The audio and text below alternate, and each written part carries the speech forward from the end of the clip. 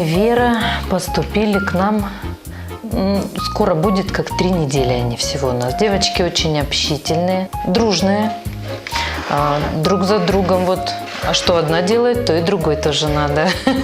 Поэтому, наверное, вот двойняшки такие интересные.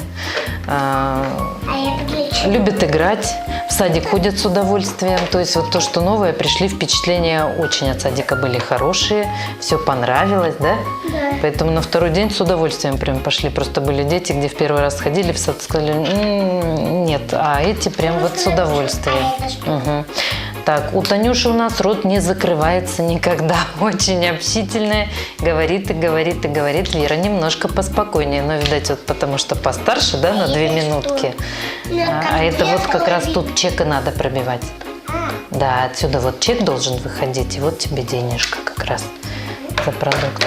Замечательные девочки. Тоже о чем попросишь, все сделают.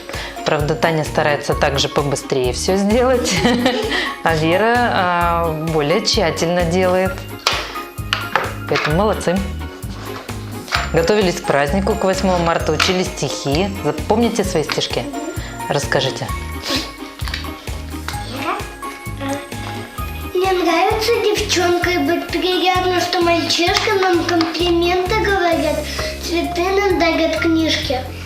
Пожелать хотим вам светлой радости во всем, чтобы спорилась работа и доставили забот, чтобы много лет подряд был чистый ясен взгляд. Мама лампу на столе зажгла, мы сидим в тишине и читает мама мне. Мы сидим в тишине и читает мама мне. Все, да?